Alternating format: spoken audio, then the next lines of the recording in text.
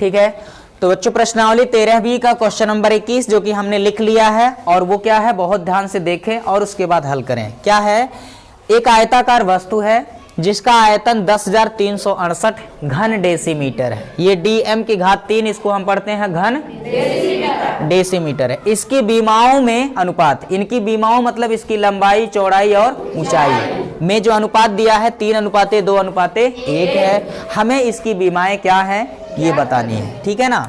तो चलिए सबसे पहले जो अनुपात दिया गया है बच्चों, हमने इस टाइप का क्वेश्चन पीछे हल किया है अनुपात वाला, ठीक है ना। तो हमने क्या मान लिया था, 3x अनुपाते 2x अनुपाते 1x, ठीक है ना। तो ये पहला हो जाएगा, मान लिया लंबाई 3x, चौड़ाई 2x, ऊंचाई 1x। तो उसी को मैं लिख देता हूं, माना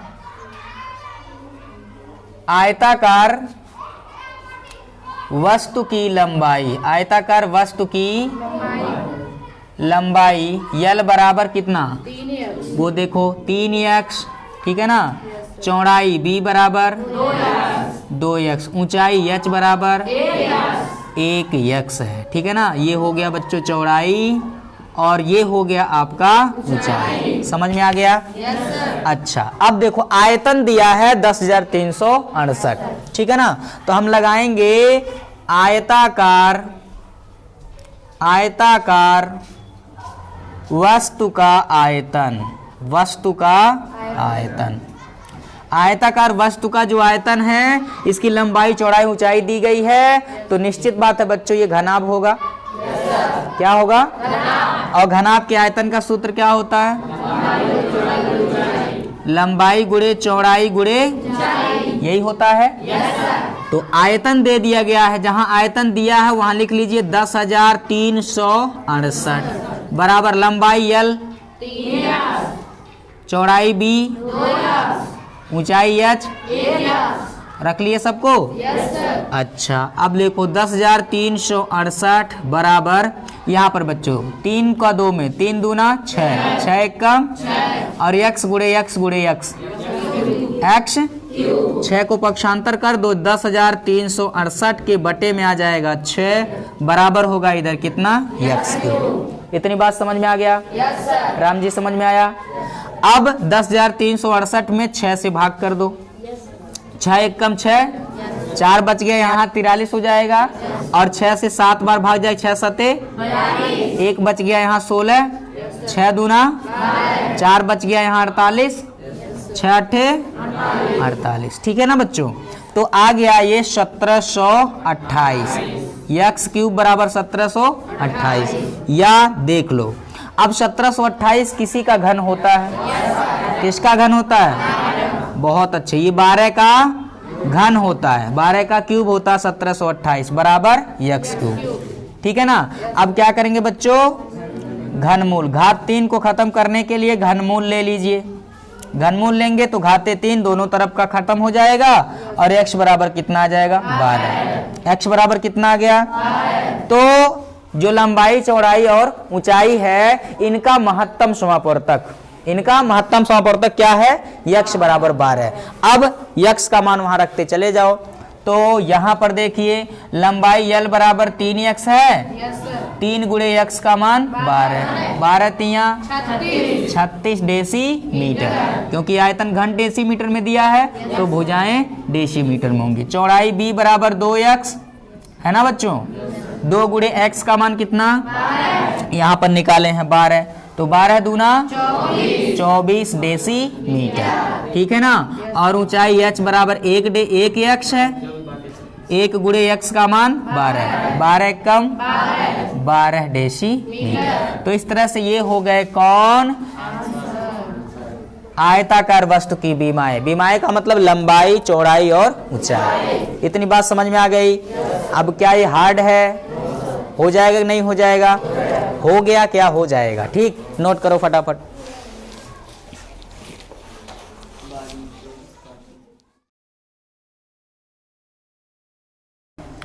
ठीक है, देखो बच्चों प्रश्नावली 13B का क्वेश्चन नंबर 22 जो बिल्कुल क्वेश्चन नंबर 21 की तरह ही है, आपको लगाना है, हल करना है। कैसे? देखिए, दिया है एक आयताकार बक्सा है, आयताकार बक्सा है, इसकी लंबाई चौड़ाई तथा ऊंचाई में 1:2:3 का अनुपात है।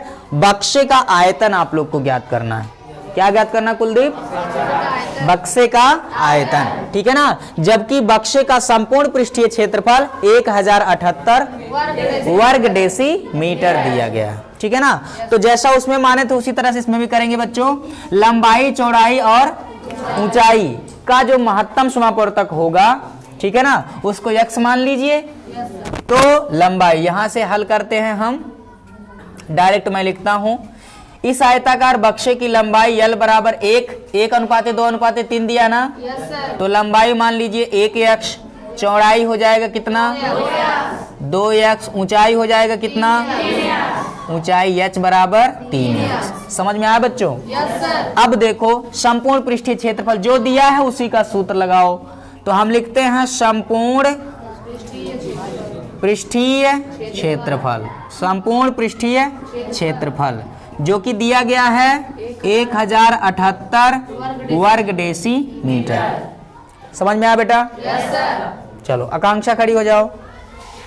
संपूर्ण पृष्ठीय क्षेत्रफल, घनाभ के संपूर्ण पृष्ठीय क्षेत्रफल का सूत्र बताइए।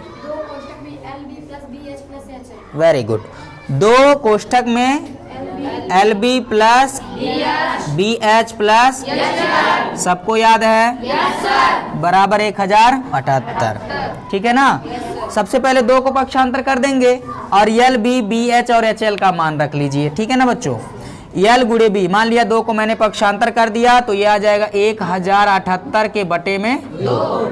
यहाँ LB बचेगा, L का मान कितना 1x गुणे B का मान कितना 2x प्लस B का मान 2x गुणे H का मान 3x प्लस H का मान 3x, आगे थोड़ा बढ़ा देते हैं 3x गुणे L का मान 1x बराबर कितना आया था 1078 के बटे में 2। समझ में आया बच्चों? अच्छा 2 1 का x गुणे x प्लस 2 3 x गुणे x प्लस 3 1 का x गुणे x। 1078 में 2 से भाग कर दो, 500 कौन कह रहा है 5039 आ गया 539, ठीक है ना। अब देखो 2x² plus 6x² plus 3x² कितना हो जाएगा बच्चों? 2 और 6 8, 8 और 3 11x² बराबर 539। चलो 11 को पक्षांतर कर दो तो x² बराबर 539 के बटा 11 हो जाएगा। आप भाग दे दीजिए, ठीक है। 11 चौके 44 हो जाएगा। कितना बचा?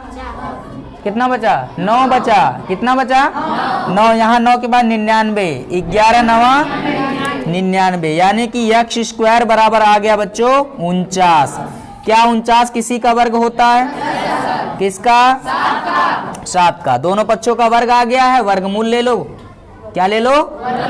वर्गमूल लेने पर, वर्गमूल लेंगे, नीचे शायद कट रहा हो, x² का वर्गमूल x होगा, 7² का वर्गमूल 7 होगा, यानी कि आ चुका है बच्चों x बराबर कितना 7। x बराबर कितना आ गया 7 आ गया, ठीक है ना। अब ये हो गया लंबाई चौड़ाई और ऊंचाई का मैसे है, कौन है? महत्तम समापवर्तक HCF है 7। इसी 7 से सब में गुणा कर दो। जैसे लंबाई कितना आया है, लंबाई L बराबर 1x, 1x का मान कितना 7, तो 7 1 का 7 डेसीमीटर, ठीक है ना बच्चों। क्योंकि पृष्ठीय क्षेत्रफल घन वर्ग डेसीमीटर में था तो लंबाई चौड़ाई और ऊंचाई किस में होंगी? डेसीमीटर में, ठीक है ना। चौड़ाई B बराबर कितना 2x, 2 गुणे x का मान 7 रखो, 7 दूना 14 डेसीमीटर, और ऊंचाई h बराबर 3x, 3 गुणे x का मान 7, 7 तिया 21 डेसीमीटर। तो ये हो गए बच्चों, अगर पूछा होता बीमाएं तो ये बीमाएं हो गए लंबाई चौड़ाई और ऊंचाई, लेकिन आयतन पूछा है। क्या पूछा लल्ला? चलो तो हम लिखते हैं बक्से का आयतन, बक्से का आयतन, बक्से का आयतन, ठीक है ना। वही घनाभ का आयतन, ठीक है। क्या? घनाभ का आयतन। आकाश बताइए घनाभ के आयतन का सूत्र। लंबाई गुणे चौड़ाई गुणे, बहुत अच्छे। अब देखो लंबाई है कितना 7 डेसीमीटर, चौड़ाई है कितना 14 डेसीमीटर, ऊंचाई है कितना 21 डेसीमीटर। गुणा कर लो 7, 14 कम 14 को 4 हासिल 1, 14 दूना 28, 28 और 1 29, ठीक है ना। 294, फिर 7 का गुणा करो, 7 चौके 28, 2 बच गया, 7 9 63 और 2 65 को 5, 6 बच गया, 7 दूना 14, 6 20, 20 58 क्या, ये भी डेसीमीटर डेसीमीटर डेसीमीटर तो हो गया घन डेसीमीटर। बोलो बात समझ में आ गया? तो 20 58 घन डेसीमीटर होगा इस आयताकार बक्से का आयतन। समझ में आ गया बाबू? शिवानंद समझ में आ गया? धनंजय चलिए नोट करो।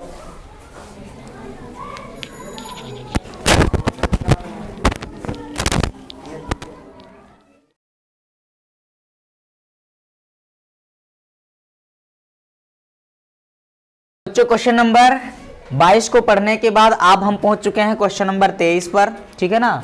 जो कि क्या कहा जा रहा है कि एक ईंट की लंबाई, एक ईंटों से जोड़ करके जो बनाया जाता है दीवार, क्या बनाया जाता है दीवार। उसमें एक ईंट की बीमाएं दी गई है, मतलब लंबाई चौड़ाई और ऊंचाई क्रमशः 18 सेंटीमीटर 12 सेंटीमीटर और 10 सेंटीमीटर हैं। 12 मीटर लंबी 6 डेसीमीटर चौड़ी तथा 4.5 मीटर ऊंची दीवार में कितनी ईंटें उस साइज की लगेंगी, ठीक है ना। जबकि दीवार का 1/10वां भाग कह रहा है मसाले से भरा जाता है। मसाले मतलब बालू सीमेंट आदि से भरा जाता है, ठीक है ना। तो क्या करेंगे बच्चों, इस क्वेश्चन का सीधा सा कॉन्सेप्ट है कि आपको बताना है ईंटों की संख्या जो दीवार में लगाई जाती हैं या लगेंगी। तो आप क्या करोगे, निकाल लीजिए सबसे पहले दीवार का आयतन निकाल लीजिए और दीवार के आयतन में से दीवार का 1/10वां भाग जो मसाला है उसको घटा दीजिए। तो जो दीवार का आयतन बचेगा उस दीवार के आयतन में एक ईंट के आयतन से भाग कर देंगे तो कुल ईंटों की संख्या आ जाएगी। समझ में आ गया? चलो तो इसको हल करते हैं। सबसे पहले बाबू हम निकालेंगे क्या, दीवार का आयतन, ठीक है ना। तो हम लिख देते हैं दीवार की लंबाई, ठीक है ना। दीवार की लंबाई जो कि कितना है वहां दिया गया 12 मीटर, कितना मीटर 12 मीटर। अब बाबू ये जो ईंट है इनकी बीमाएं लंबाई चौड़ाई ऊंचाई जो है सेंटीमीटर में दी गई है, तो दीवार को भी हम सेंटीमीटर में ही बदल लेंगे, ठीक है ना।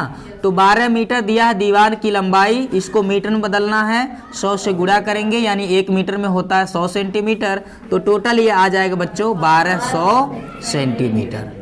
ये हो गया दीवार की क्या लंबाई, दीवार की क्या हो गई लंबाई। और इसी तरह से दीवार की हम लोग क्या निकाल लेते हैं चौड़ाई। चौड़ाई दिया है कितना 6 डेसीमीटर, 6 डेसीमीटर। और आपको मालूम है बच्चों 1 डेसीमीटर में कितना सेंटीमीटर 10 सेंटीमीटर। तो डेसीमीटर को सेंटीमीटर में बदलेंगे, ठीक है ना। 6 दाम कितना हो जाएगा 60 सेंटीमीटर हो जाएगा चौड़ाई किसकी दीवार की। और इसके बाद आप क्या निकाल लीजिए ऊंचाई निकाल लेंगे। ऊंचाई दिया है 4.5 यानी 4.5 मीटर दिया है और इसको भी सेंटीमीटर में बदलेंगे। 4.5 में गुणा कर देंगे 100, 1 मीटर में 100 सेंटीमीटर, तो ये आ जाएगा सेंटीमीटर। यानी कि 4.5 में 100 से गुणा करेंगे तो 450, ठीक है ना 450 सेंटीमीटर। ये हो गया बाबू दीवार की ऊंचाई। इतनी बात समझ में आ गई? अब आपको क्या करना है, ये लंबाई आ गया, ये चौड़ाई आ गया, ये ऊंचाई आ गया, दीवार का आयतन निकाल ले लीजिए, ठीक है ना। तो हम लिखते हैं बच्चों दीवार का आयतन, दीवार का आयतन, ठीक है ना। दीवार घनाभ के आकार का होगा जिसकी लंबाई चौड़ाई ऊंचाई दी गई है। तो आयतन घनाभ का आयतन क्या होता है, हाँ L गुणे B गुणे H, लंबाई गुणे चौड़ाई गुणे यही जानते हैं आप लोग? तो बाबू यहाँ लंबाई दे दिया गया, कितना आ गया है 1200, ठीक है ना 1200, और गुणे चौड़ाई आ गया कितना 60 सेंटीमीटर, ऊंचाई आ गया 450। इन सब का आपस में गुणा कर लो, ठीक है ना, इन सब का आपस में क्या करो, गुणा कर लेते हैं। यहाँ गुणा कर लेते हैं 12 छके 72, 12 छक 72 में गुणा कर लेंगे किससे 45 में, 45 में 5 दूना 10 हो जाएगा, 5 साते 35 और 1 36 हो जाएगा, फिर 4 दूना 8 हो जाएगा और 4 साते 28 हो जाएगा। 1 0 8 6 14 को 4, 1 बच गया, 8 3 11 और 1 12 हो गया, 2 और 1 3, ठीक है ना। तो 32 40 आएगा, ठीक है ना। ये 12 6 और 45 का गुणा करने पर 32 40 आया। उसके बाद 1 2 3 4 0 और लगाना पड़ेगा, ये हो गए 4 0। समझ में आया? तो ये सेंटीमीटर सेंटीमीटर सेंटीमीटर, ये आ गया घन सेंटीमीटर। समझ में आया बाबू? ये है क्या, दीवार का आयतन। बोलो क्या है ये, दीवार का आयतन, ठीक है ना। इतनी बात याद रखो। अब ये जो टोटल दीवार का आयतन है, इसमें ईंट भी लगे हुए हैं, मसाले भी लगे हुए हैं, और मसाला कितना लगा है, इस आयतन का 1/10 भाग। तो हम यहीं पर लिखते हैं मसाले की मात्रा, दीवार में लगे मसाले की मात्रा, दीवार में लगे मसाले की मात्रा, ठीक है। मसाले की मात्रा कह लो या मसाले का आयतन कह लो। कितना है बच्चों, मसाले की मात्रा कितनी होगी, देखो इसका कितना भाग, हाँ प्रतिशत नहीं ना दिया है, भाग दिया है ना। तो 324 के बाद 1 2 3 4 5 0, 1 2 3 4 5 0, इसका कितना 1/10, ठीक है ना, 1/10 भाग। तो ये हो जाएगा 1 0 से 1 0 कट गया। कुछ बात समझ में आया? बोलो। अब इसके बाद क्या बचा, 324 के बाद 4 0, इतना घन सेंटीमीटर बाबू मसाले का आयतन हो गया, ठीक है ना। ये मसाला, ये दीवार का आयतन है, ये हाँ मसाले का आयतन कह सकते हो, क्या मसाले का आयतन। यहां लिख देता हूं मसाले का मात्रा लिखा हूं मैं, यहां मैं लिख देता हूं मसाले का, क्या हुआ, ठीक है ना। ये दिख रहा है कि नहीं दिख रहा, ठीक है। अब देखो क्या करना है आपको, कि दीवार का सिर्फ वह आयतन अगर हमसे पूछा जाए जिसमें ईंट लगे हुए हैं, तो आप क्या करेंगे, संपूर्ण दीवार के आयतन में से अगर मसाले का आयतन घटा देंगे तो सिर्फ ईंट वाला आयतन आपको मिल जाएगा। तो हम क्या करेंगे, इसको मैं मिटा देता हूं। अब मैं लिखता हूं केवल, देखो केवल ईंट युक्त दीवार का आयतन, केवल ईंट वाला दीवार का आयतन, मतलब दीवार का वह आयतन जिसमें सिर्फ ईंट लगा है, उसका आयतन निकालना है। तो कैसे करेंगे, संपूर्ण दीवार के आयतन में से, यहां में लिखना चाहिए संपूर्ण दीवार का आयतन माइनस मसाले का आयतन, समझ गए? तो ये हो गया बाबू 324 के बाद 5 0, ठीक है ना, और उसमें से घटा देंगे मसाले का आयतन, यानी 324 के बाद 4 0। समझ में आ गया? अब देखो घटाइए, ये 1 0 में से 1 0 घटेगा 0, ये दूसरे 0 में से दूसरा 0 घटेगा 0, तीसरे 0 में से तीसरा 0 घटेगा 0, चौथे में से चौथा 0 घटेगा 0। अब यहाँ 0 में से 4 घटाना, तो यहाँ से आएगा 10 होगा, 10 में से 4 घटेगा, ये 10 में से 4 घटेगा 6, यहाँ बच गया 3, 3 में से 2 जाएगा 1। समझ में आ गया बच्चों? 2 में से 3 जाएगा नहीं, इधर होगा 12, 12 में से 3 जाएगा 9, और यहाँ बचा हुआ सिर्फ 2, ठीक है ना। 29 16 के बाद कितना 4 0, इतना घन सेंटीमीटर दीवार का वह आयतन होगा जिसमें सिर्फ ईंट लगा हुआ है, जिसमें सिर्फ क्या लगा बच्चों, हाँ। तो याद रखेंगे, मैंने लिख दिया है केवल ईंट युक्त दीवार का आयतन, यानी केवल ईंट वाले दीवार का आयतन, उसमें मसाला नहीं है। अब क्या करेंगे आप लोग, कि निकाल लीजिए एक ईंट का आयतन, ठीक है ना। तो ये हमारे काम की चीज है। अब हम लिखते हैं, अब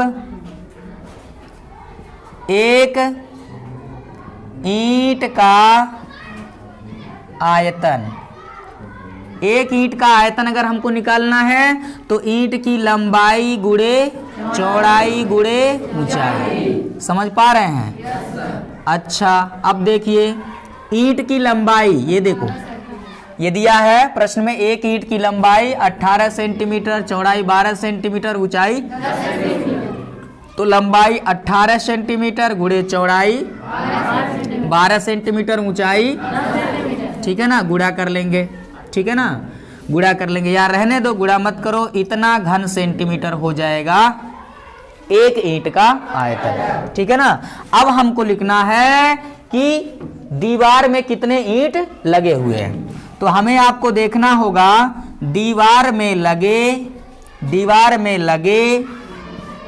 कुल ईंटों की संख्या, दीवार में लगे हुए कुल ईंटों की संख्या हमें बतानी है, तो क्या लिखना पड़ेगा, ईंट युक्त, क्या, केवल ईंट युक्त दीवार का आयतन, यानी केवल ईंट वाले दीवार का आयतन। ये आयतन मत रख देना, क्योंकि इस आयतन में बच्चों दीवार ईंट भी है और मसाला भी है, ठीक है ना। तो हमें ईंटों की संख्या निकालनी है, तो हम लिखेंगे केवल ईंट युक्त दीवार का आयतन और बटे एक ईंट का आयतन, एक ईंट का आयतन। कुछ बात समझ में आया लल्ला? अच्छा, अब देखो केवल ईंट युक्त दीवार का आयतन यही 29, 16 के बाद 4 बार 0 है और बटे कितना है 18 गुणे 12 गुणे 1000, 10, ठीक है ना। अब इनसे भाग करना पड़ेगा, एक 0 से एक 0 तो यहीं कट जाएगा, बाकी जो बचा उसमें अब भाग करो, या ऐसे इनका गुणा करके तब भाग करो। जैसे ये आ जाएगा 29, 16 के बाद 3 0 और बटे ये हो जाएगा कितना 12 8 96, ठीक है, 9 12 कम 12 और 9 21, 216 आएगा। अच्छा, अब क्या करना है, 216 से आप क्या करो, इसमें भाग कर दो, 29 16 3 टाइम्स 0, इसमें आपको भाग करना है। भाग करने सबको आता है? अगर हम भाग करेंगे तो भाग करने के बाद आप लोग किए हो भाग? नहीं किए हो? कितना आया है? 13,500, अरे 13,500, यानी इतना आएगा क्या भाग करने के बाद? हाँ, भाग कर लीजिएगा। जैसे 216 से अगर इसमें भाग करेंगे तो एक बार भाग जाएगा, ये 216 होगा, घटाने तो आता ही है। ऐसे स्टेप बाय स्टेप आप करते रहिएगा। 9th में पहुंच गए लल्ला, गुणा भाग अब तो क्लियर हो गया होगा। प्रिया नहीं हुआ क्या? माधुरी, अंशिका, ठीक है, चलो। तो इस तरह से याद आएगी कुल बच्चे ईंटों की संख्या, दीवार में लगे हुए ईंटों की संख्या कितना, जो कि हाँ मानस ने बताया 13,500 ईंट होंगे, ठीक है ना। फटाफट आप लोग नोट कर लो, खतरनाक सवाल है, थोड़ा सा ध्यान रखिएगा, एक आध बार रिवीजन करेंगे चीजें क्लियर हो जाएंगी, ठीक है ना। और ये भाग पूरा कर लीजिएगा, आप लोग की व्यक्तिगत जिम्मेदारी है। चलो नोट करो, अगले क्वेश्चन की तरफ चलते हैं।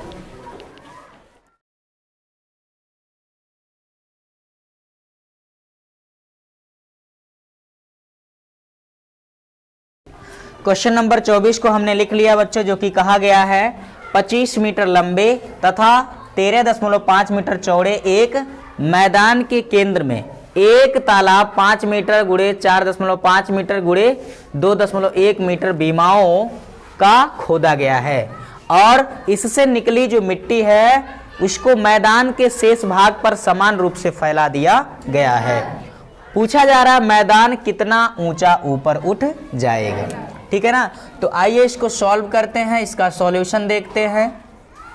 पहले हम आकृति से इसको समझना चाहेंगे। देखिए, मान लिया जाए हमारे पास ये एक मैदान है, ठीक है ना। इसकी लंबाई ले लो बच्चा, लंबाई L बराबर जो कि दिया है 25 मीटर, चौड़ाई कैपिटल B बराबर 13.5 मीटर, 13.5 मीटर, ठीक है ना। अब इस मैदान, ये जो पार्क है या खेल का मैदान या कोई भी मैदान है, इस मैदान के केंद्र में केंद्र में 5 मीटर लंबा, 4.5 मीटर चौड़ा और 2.1 मीटर गहरा, ठीक है ना, एक तालाब खोदा जाता है। तो यहाँ केंद्र में, केंद्र मतलब इसको ये बीचों बीच वाला जो भाग है ये यहाँ पर क्या किया जाता है बच्चों, एक तालाब खोदा जाता है। समझ पा रहे हैं, यहाँ पर क्या किया जाता है, एक तालाब खोदा जाता है, ठीक है ना, तालाब खोदा गया, ठीक है ना। और इस तालाब की जो लंबाई चौड़ाई है वो भी दे दिया गया, लंबाई 5 मीटर, चौड़ाई 4.5 मीटर और ऊंचाई यानी कि गहराई तालाब की 2.1 मीटर। और जब हम इसको खोदेंगे तो लाजमी है कि इससे मिट्टी निकलेगा, और जो मिट्टी निकलेगा वो मैदान का शेष किनारे वाला ये जो भाग है ना, यहीं पर क्या किया जाता है, इस मिट्टी को एक समान रूप से क्या किया जाता है बच्चों, फैला दिया जाता है। तो तालाब को खोदने के बाद जो मिट्टी निकल रही है उस मिट्टी को मैदान के शेष भाग में कुछ इस प्रकार से क्या किया जाता है, फैला दिया जाता है। आपसे पूछा जा रहा है कि जब हमने मिट्टी को शेष भाग में इस प्रकार से समान रूप में फैला दिया तो कुछ न कुछ ऊंचाई तक मिट्टी ऊपर उठ जाएगा। बोलो, आपसे पूछा जा रहा है कि कितनी ऊंचाई तक मिट्टी ऊपर उठेगा। इस क्वेश्चन का जो कॉन्सेप्ट है बच्चों, जिसको बहुत अच्छे से हम सभी को ध्यान में रखना है, वो ये है कि इस तालाब से जितनी मिट्टी निकलेगा उसी मिट्टी को फैलाया जा रहा है। मतलब तालाब से निकली हुई मिट्टी का जो आयतन होगा, तालाब से निकले हुए मिट्टी का आयतन जो होगा मैदान के शेष भाग में फैलाए गए आयतन के बराबर होगा। यानी कि आपको निकालना इस मिट्टी का आयतन और इस शेष भाग का आयतन, दोनों को एक दूसरे के बराबर कर देना है और वहां ऊंचाई h का मान आपको शेष भाग की निकाल लेनी है। क्वेश्चन का कॉन्सेप्ट एकदम सीधा है, ठीक है ना। तो आइए सबसे पहली बात हम निकालते हैं तालाब से निकली हुई मिट्टी का आयतन। तो यहां हम लिखते हैं बच्चों, तालाब से निकली मिट्टी का यहां लिख देते हैं आयतन, ठीक है ना। तालाब की जो बीमा है, लंबाई चौड़ाई ऊंचाई दी गई है, ठीक है ना, और तालाब से कितनी मिट्टी निकलेगी, जितना उसका आयतन है। और आयतन का सूत्र क्या, लंबाई गुणे चौड़ाई गुणे ऊंचाई, सबको मालूम है। तो लंबाई है, देखो ये दिया गया है, ये 5 मीटर, तालाब की लंबाई 4.5 मीटर, चौड़ाई और 2.1 मीटर ऊंचाई। तो डायरेक्ट यहाँ मैं लिखता हूँ 5 मीटर, ठीक है ना बच्चों, 5 मीटर और गुणे 4.5 यानी 4.5 मीटर गुणे 2.1, ठीक है ना। इन सब का गुणा करेंगे तो कितना आ रहा है, 47.25 घन मीटर। तो आप लोगों ने गुणा किया है तो इसलिए डायरेक्ट बता दिया, हम सभी गुणा करेंगे तो कितना आएगा, 47.25 मीटर। बोले बात समझ में आया। ये तालाब का आयतन है, या कह सकते हैं तालाब से निकली हुई मिट्टी का आयतन है, ठीक है बाबू। अब चलो ये जो शेष भाग तालाब के किनारे यानी मैदान के क्षेत्र का शेष भाग जो बचा हुआ है तालाब को छोड़कर, इसका आयतन कितना होगा इसको निकालिए। लेकिन सबसे पहले हमें इसका पृष्ठीय क्षेत्रफल निकालना पड़ेगा। देखो लिखता हूं मैं, मैदान के शेष भाग का क्षेत्रफल, मैदान के शेष भाग का क्षेत्र आपको निकालना है ना, यानी मैदान के ये किनारे किनारे जहां पर मिट्टी फैलाई गई इसका क्षेत्रफल आपको निकालना है ना। तो टोटल मैदान के क्षेत्रफल में से तालाब का क्षेत्रफल आपको क्या करना पड़ेगा, घटाना पड़ेगा। समझ में आ गया। तो यहां मैंने लिखा है मैदान के शेष भाग का क्षेत्रफल बराबर लिख सकते हैं, या लिखेंगे मैदान का क्षेत्रफल और उसमें से घटा देंगे तालाब का क्षेत्रफल। किसका बच्चों, तालाब का क्षेत्रफल। ऐसा हम क्यों कर रहे हैं अभी आपको मालूम हो जाएगा। मैदान का क्षेत्रफल लंबाई गुणे चौड़ाई, लंबाई है बच्चों, चलो लिख लेते हैं, लंबाई गुणे चौड़ाई माइनस तालाब का क्षेत्रफल, वो भी होगा लंबाई गुणे। अब ऐसा मत कहना सर लंबाई गुणे चौड़ाई घटा के 0, नहीं, इसकी लंबाई चौड़ाई कुछ है और है, तालाब की लंबाई चौड़ाई कुछ और है। तालाब की लंबाई है मैदान की लंबाई है 25 मीटर, गुणे चौड़ाई है 13.5 मीटर। उसमें से घटाएंगे तालाब की लंबाई, इसकी लंबाई, ये लंबाई है कितना 5 मीटर और चौड़ाई है 4.5 मीटर, है ना। तो लंबाई हो गया 5 मीटर, गुणे चौड़ाई हो गया 4.5 मीटर, ठीक है ना। तो ये गुणा करेंगे, आप लोगों ने गुणा किया हुआ होगा, कितना आया है ये 337 और माइनस ये कितना आएगा 22.5, ठीक है ना बाबू। घटा देंगे 337.5 में से 22.5 घटाएंगे 315 वर्ग मीटर आएगा, 315 वर्ग मीटर। ये कौन सा क्षेत्र है लल्ला? ये जहां पर मिट्टी फैलाई गई है वो क्षेत्रफल है। क्षेत्रफल आप कह सकते हैं लंबाई गुणे चौड़ाई है। क्षेत्रफल क्या होता है? लंबाई गुणे चौड़ाई। मतलब ये जो मिट्टी फैलाई गई है इसका क्षेत्रफल लंबाई गुणे चौड़ाई बराबर 315 वर्ग मीटर। इतनी बात समझ में आ गया? अच्छा, अब हम निकालते हैं। अब देखो इसी क्षेत्रफल में तो मिट्टी फैलाई गई है, इसी शेष भाग में मिट्टी फैलाई गई है। तो अब हम लिखते हैं, अब मैदान के शेष भाग में, शेष भाग यानी किनारे वाला भाग में फैलाए गए मिट्टी का आयतन बराबर होगा बाबू किसके? हाँ, ये तालाब से निकाले गए मिट्टी का आयतन। ये तो पूरा पहुंच गया वहां तक, मिट्टी का आयतन एक किनारे से दूसरे किनारे तक पहुंच गया, ठीक है ना। चलो कोई बात नहीं। ये शेष भाग का आयतन कितना होगा?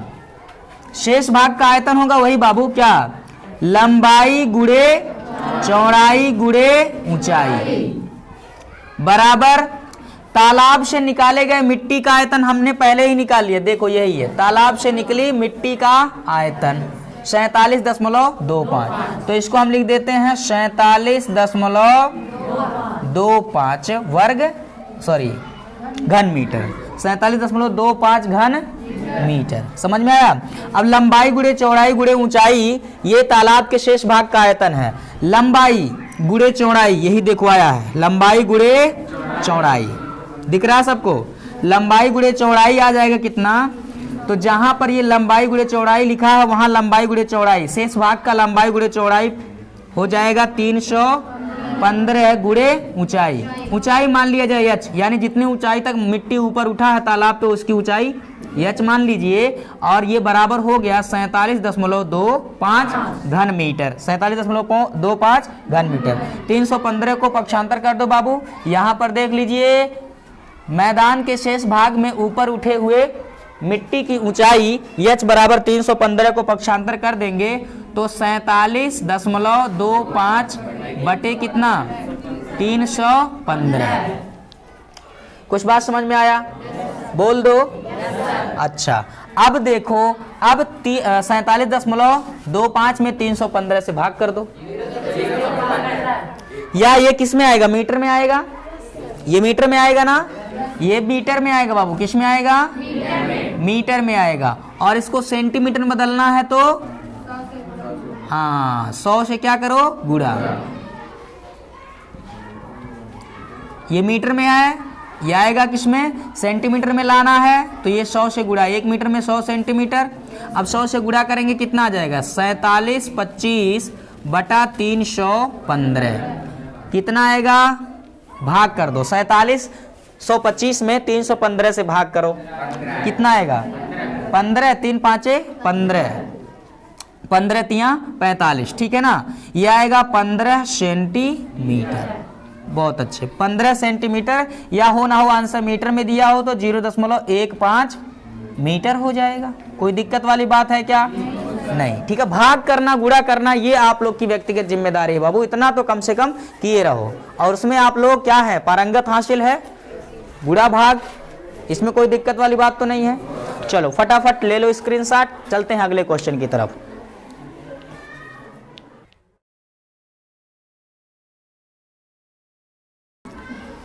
चलो बच्चों, प्रश्नावली 13B का अगला और आखिरी क्वेश्चन क्या है? 25। ठीक है ना।